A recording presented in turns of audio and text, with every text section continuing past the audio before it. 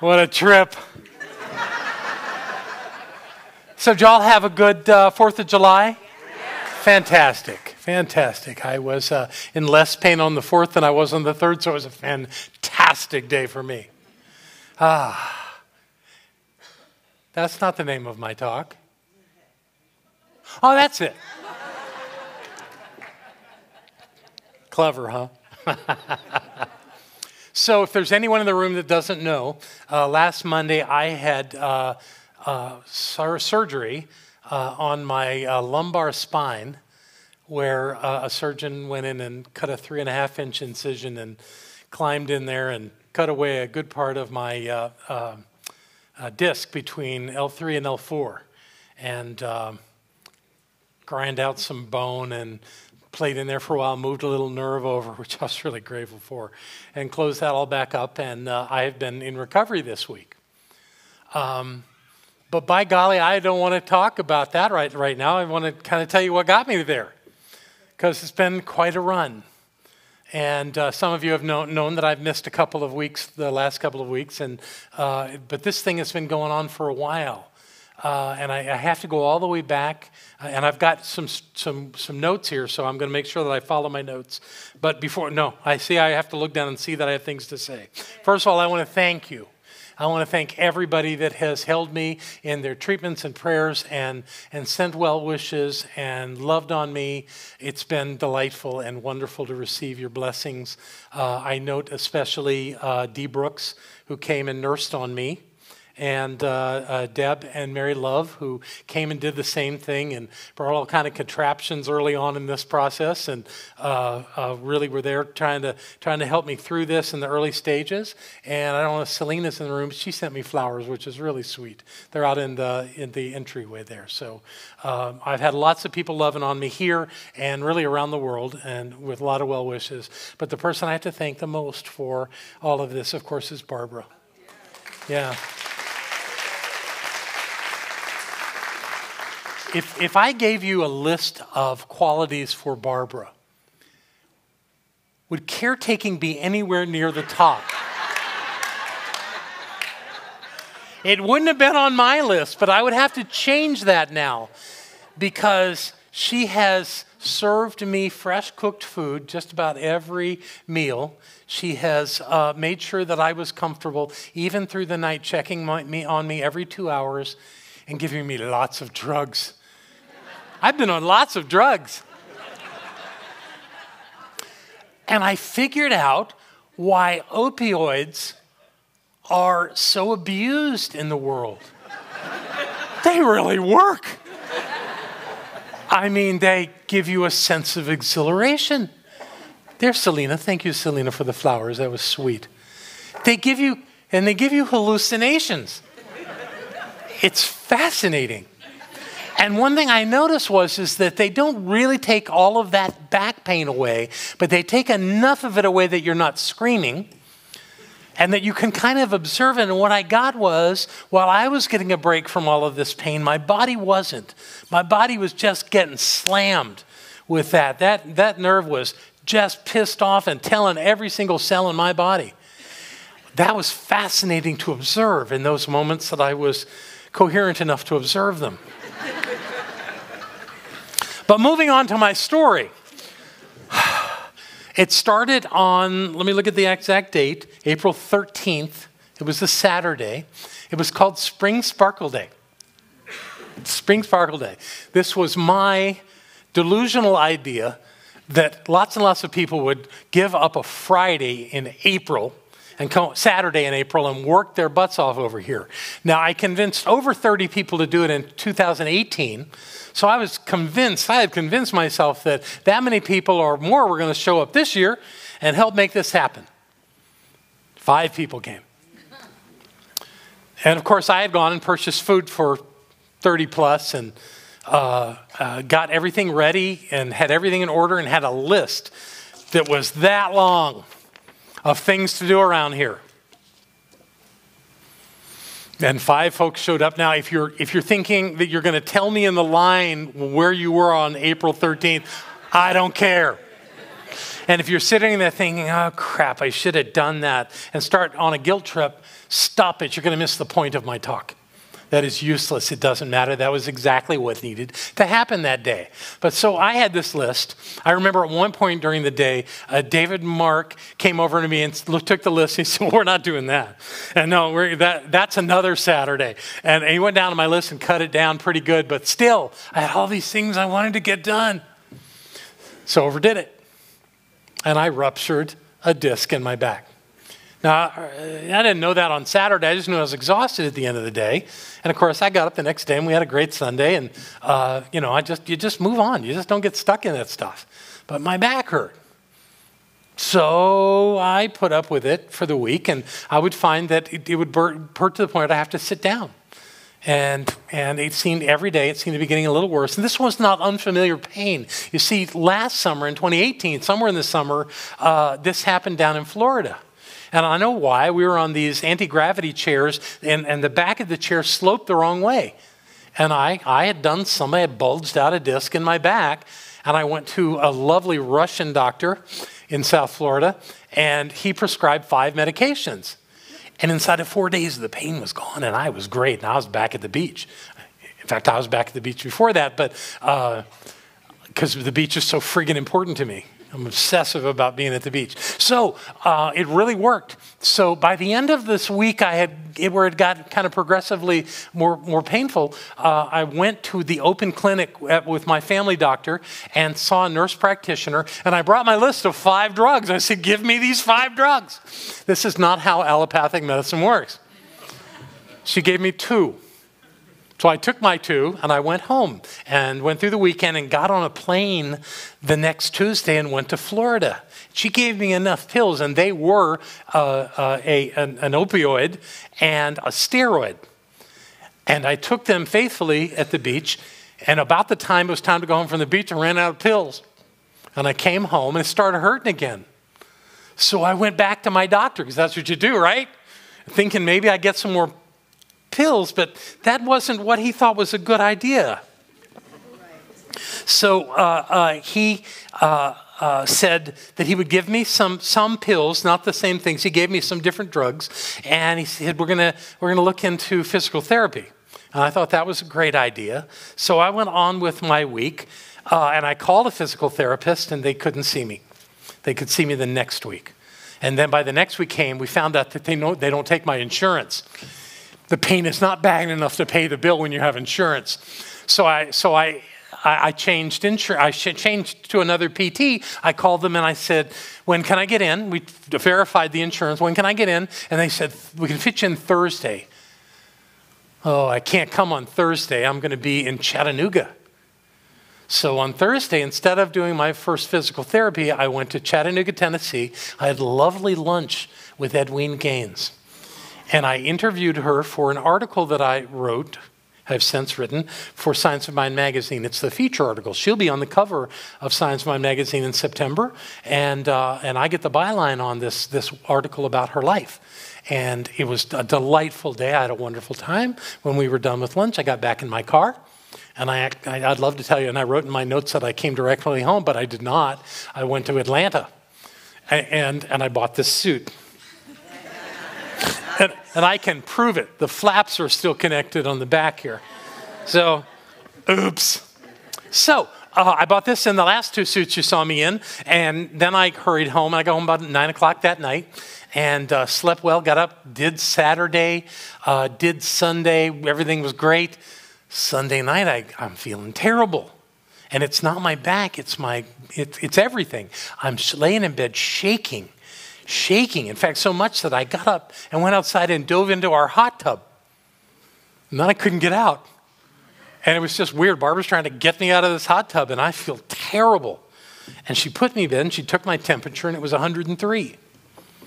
And I said, just let me sleep. And so I slept the night. I got through the night. And the next morning, I'm still sick. And it gets worse. And the symptoms, you don't want to hear them. But I was not feeling well.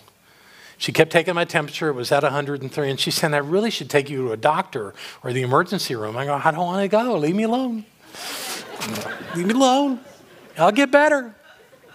We went through the night, 103. it was steady. She started giving me some things to bring it down, but it wasn't bringing it down. So kept taking my pills for my back. And by Tuesday morning, Barbara recruited help. She came over here to the center and got Sandra Knight, who was an RN. And Sandra's trying to convince me. And I'm looking at her going, people die in a hospital. I've been to hospital.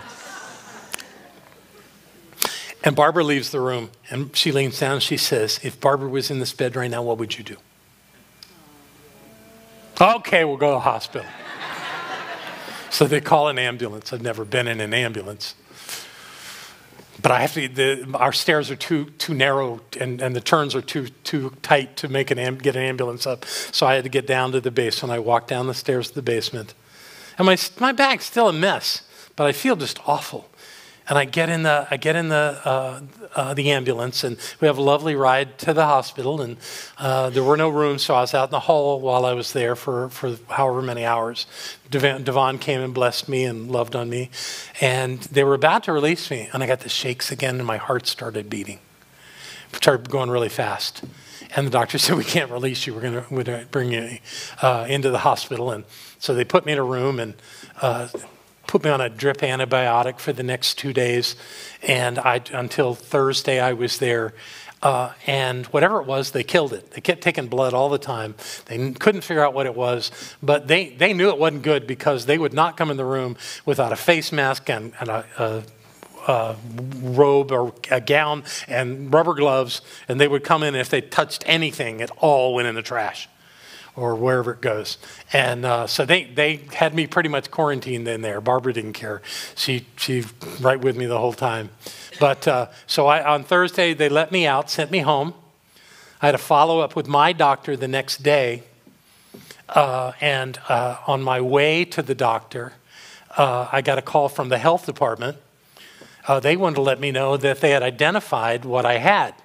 It's called Shigella dysentery. The second word should give you a clue. And they wanted to ask me 1,000 questions about where I got it, and we couldn't really figure it out. But that's what it was. But now I'm at the doctor, and he's supposed to follow up on my bowel situation. But truly, all I want to talk about is my back. And what we discover in the midst of that I've got a nice case of shingles. I never felt the shingles. Yeah, they kept telling me I had shingles, but I didn't care. It didn't hurt. So it probably did hurt, but it was down the list of hurt enough that. And the problem with being in the hospital for 3 days was not their care. They took really good care of me, but I was laying on my back on this bed, this hospital bed, for 3 days on heavy pain medication, not knowing that I was damaging my disc more every day. So finally, I'm now home. I'm still on meds. I've taken the pills that they gave me. I'm actually remembering more than I remembered here. No, I haven't either. Here we are. There it is. When I'm in the hospital, that's the one thing I wanted to tell you. That one doctor said that I had gone into sepsis. Oh, some of you know what that means. I never heard the word. Which means that some of my organs were shutting down and I was dying. So when I got up here and said I wasn't dying, apparently I was premature. But I was better. I was all better, and I'm home. And so I'm back in bed, and it's hurting like hell. And now I'm supposed to go to a PT. It's taken me 2 hours to get out of bed. I'm actually drinking my coffee over the edge of an ottoman, trying to get to where I can stand up enough to get dressed and get down to a car to go see a PT. He did see me. And it wasn't that he wasn't qualified. He was a good PT, but he knew after I came in the second time that he wasn't helping me. And that I wasn't ready for physical therapy. I needed other things. So I went, so he discharged me after I saw him the second time. And I went back to my doctor. He gave me more meds and said, okay, you have 2 options. You can talk to a neurosurgeon, or you can go with some osteopathic care. Many people had told me to go with the surgeon over the osteopath, but I said I'll take them both. So he checked on I said, I want a really good surgeon. And so he gave me the best surgeon in the region. And it was confirmed that I had the best surgeon in this part of the world. And so I went into I made an appointment. No, I made an appointment. I'm getting way ahead of myself. For his next available position or opening. And that was on July 11th. Think about that. So I took that appointment and I said, now how do I get to an osteopath? So they have an open clinic at the local place. And so I went in and saw another nurse practitioner. She said, I can't help you with the pain, but she gave me different meds for the nerve, to help the nerve, and some muscle relaxers. So and scheduled me for the next day to go and have a steroid injection into my spine. So I researched the steroid injection. And what I learned is they inject it into the disc. It's liquid crystals, and that those little crystals can help cause that disc to shrink back into place. That would be great. Keep the appointment with the surgeon. But let's see this. Now, I have an ulterior motive because it's time to go back to the beach. This is Thursday. I'm going to Friday get this event, and then Tuesday I'm going to get on a plane and go to the beach. Yay! All I cannot do, of course, is lift everything out of storage that goes to the beach. But I'm negotiating that down in Florida. I'm working that out. So I go on Friday, and I get the injection. They didn't mention was that you can have spikes of pain from this injection. So I went home, and for the next 3 days, I was a mess. And I came up with a title for my condition. Blob of writhing pain. I could not get out of bed. It was awful. So Monday came and went without any improvement. It did not shrink it. So I canceled my trip to Florida. That was almost as painful as my back. Didn't get to go to Florida. So, because we had prepaid for a lot of that. Anyway, it didn't help. So one more time back to my physician. This time I can't get out of the car. And this amazing man comes out to the car in the parking lot to serve me. I didn't know at that point that he'd called the surgeon's office, said, can't you do anything with this guy? So he's saying that I have really one option, that it's time to go to the emergency room. And as he's telling me that, the surgeon's office calls. They said, we have an opening. I think it was the next day. So in true John Waterhouse fashion, what did I do? I cried. Right in front of my doctor. I just lost it. It was great. And I went the next day, and I forced myself to get into that doctor's office. There was no way to get in. He happens to be in my daughter-in-law's building. She owns the building. Her practice owns it. This whole neurosurgical thing is on the second floor. We got up there somehow. I'm laying down in the waiting room. They bring me back. I lay on the room in the examining room. This guy comes in. He's a prince. He's got an aura around him. I have laid so much on this guy to be the best. And he says, let's see what we can do to operate on you tomorrow night, which was Thursday night. He really tried, but my insurance company wouldn't play. They needed 24 hours, and we lost the spot. So, and he was going on vacation the next week. He got to go on vacation. I didn't get to go, but he got to go on vacation. And so he turned me over to another doctor, another surgeon, another colleague of his, and that surgeon's office called and said, come in for an evaluation. I said, I can't. I can't. So they said, fine, you meet your doctor right before surgery, which I did. But we just continued on from there. And so the surgery was set last Monday. And I was in bed. I just couldn't do anything over there. And so Barbara got me to the car, and we showed up at the hospital at 5 a.m. And they took me into pre-op. They don't do this at the hospital here. They brought a stretcher out to get me. And there were two women, two obviously nurses, I guess. And one of them said, so where are we taking you? I said, take me to post-op. Because that's really where I wanted to be. But it's clever, but I was just drugged enough that I couldn't say pre-op. But we finally figured out I wanted to go to pre-op. Okay, and so they took me, and I'm in pre-op, and sure enough, the doctor comes through. He's a total introvert. We don't connect. He has no aura. But I'm thinking, this guy's going to cut on me. I have to like him somehow. So I smiled politely and said, thank you for what you're doing for me. And off he went. A little while there, taking me in. And I remember getting into the operating room. That's about all I remember. Until I'm coming out. And I'm in post-op where I wanted to be. This was a couple of hours later. And I'm starting to get all this raw data. This stuff is coming at me. It sounds, it's light, there's stuff, and it's all coming, and none of it's fitting right. It's just stuff that I'm not really getting yet, I'm not connecting to. And in all this stuff, it's almost like confetti coming at me. I found my leg. It wasn't connected to my body. It was out here somewhere. And I realized it was my left leg. And the pain was gone. And in pure John Waterhouse fashion, what did I do? I cried.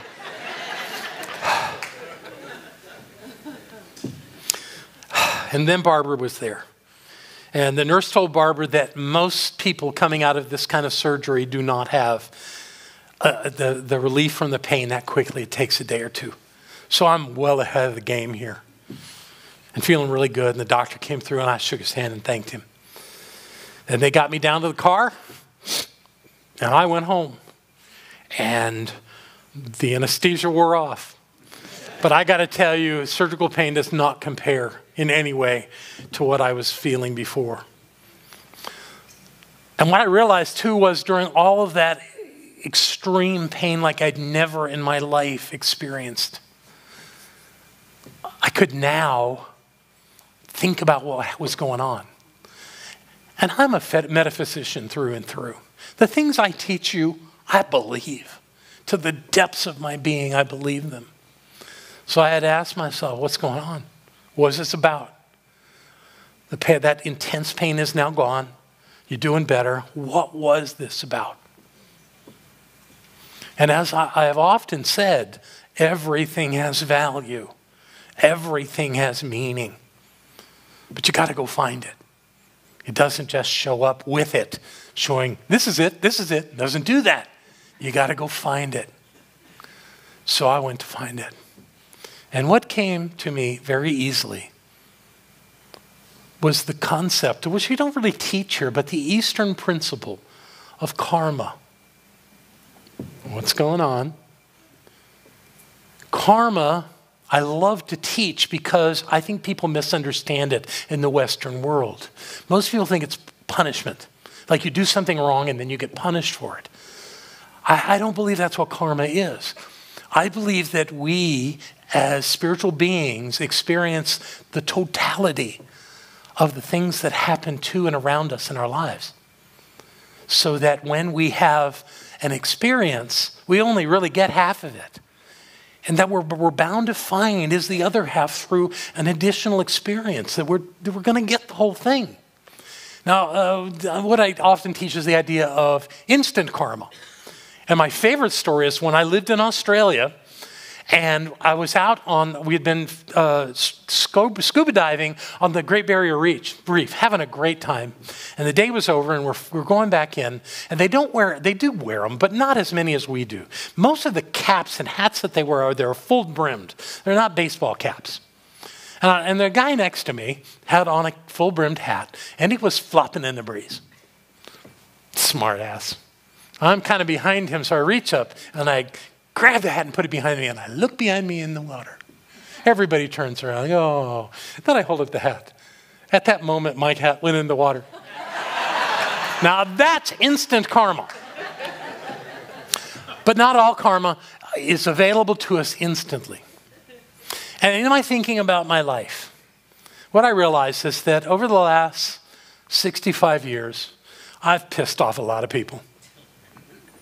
Now, the truth is that they pissed themselves off. I was just present for it. And I may have pushed a button or two. But that I was thinking about all the people. And of course, I went back to the origin of that, and that was my mom. Golly, I did not meet her expectations in life on so many levels.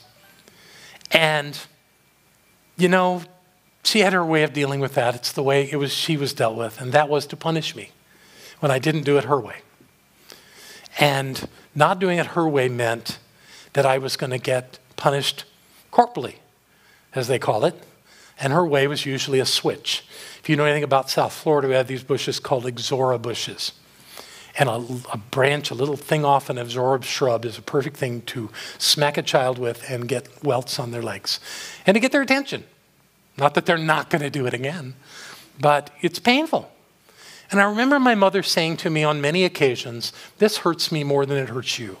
And my immediate thought was, that's not possible. But from here, maybe it did. Maybe she was taught to be that way, to do that thing, because that was the right thing to do in her mind and in the mind of the people that taught her. Some of those people I loved. Maybe it did hurt her more. And then, of course, as most of us do, our inclination is to go out and find a life partner, or at least a for now partner, that's just like your mother or father. Anyone, I'm not going to ask you to raise hands, but think about it. Many of you early on in your life picked someone that was just like them, or worse. And I want you to know that my first wife was beautiful and intelligent, very intelligent, and sexy, angry as hell. Just like my mom. And the thing she was most angry about for I've counted it up, 44 years of her life was me. She blamed her failures in life and the things that didn't go right on me. And if she were still alive, she would tell you that it was my fault. That's a lot of pain. And I could think of 100 or 200 or 300 more people that I've been in relationship with that have felt pain based on something I did. Okay. So for the last 3 months, I've gone through a lot of pain. And here's what I'm figuring. This is my karma. But the beauty of karma is, it is the great balancing agent in life. And what I feel as I first thought that thought, laying in that bed over there, oh my God, I'm free. I'm free.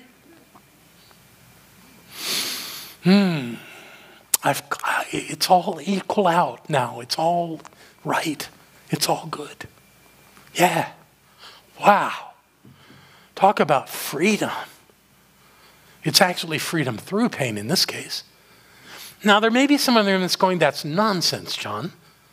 You had a disc that ruptured. Yeah, maybe. Maybe that's what it's about.